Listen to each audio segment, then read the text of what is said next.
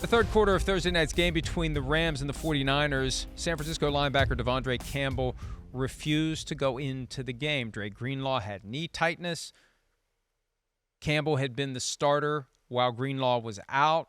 I'm sure he was feeling a certain type of way now that he's sent to the bench with Greenlaw back. But regardless, that's the cardinal sin, refusing to play.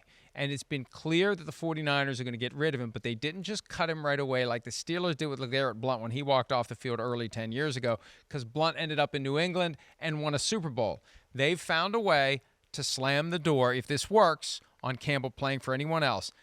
According to NFL media, they're going to suspend him for the last 3 games of the regular season. Right. The Ravens suspended Deontay Johnson for 1 game for refusing to play. 49ers are going all in with the last 3 games of the season. That keeps them from having to cut him. It keeps him from getting to another team this year because the roster's lock as soon as the season ends. A terrible mistake, in my opinion, by De'Vondre Campbell. I don't know what he is thinking.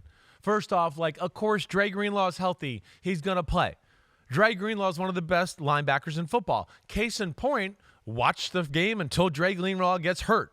When he was out there, you were like, wow, the 49ers, they look different with Fred Warner and Greenlaw in the middle. Their defense flies around the football field. There's no extra yards. That's why we were in a defensive struggle.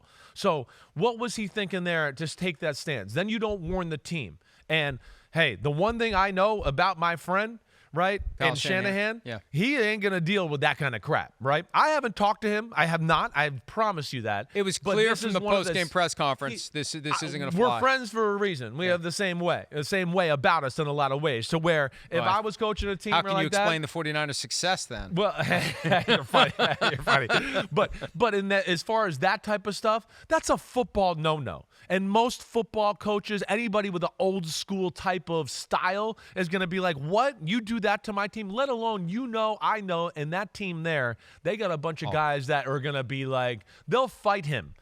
They're like that there too. So that'll never work. And see you later, De'Vondre. The only worse punishment than a 3-game suspension is to bring him back and say, go into the locker room right. and hang out with George Kittle and Nick Bosa and Trent Williams and all these guys. These guys who have been through some serious crap this year and are still, like Travarius Ward, Trent Williams, personal tragedies, they're still there. One last point, though. When Roddy and I talked about this on Friday, I said, look, if we are in an age where we truly care about the mental health of athletes, we need to at least get his side of why he did what he did. Yeah. But 3 days later, there's crickets, and there's so many avenues for athletes to get their story out there. So I'm going to assume that it was just he's pissed off because he's been sent to the bench. He was the second choice as the replacement for Greenlaw. They wanted Eric Kendricks, and he went to Dallas. He got a 1-year, $5 million contract. They're going to be able to come after some of that.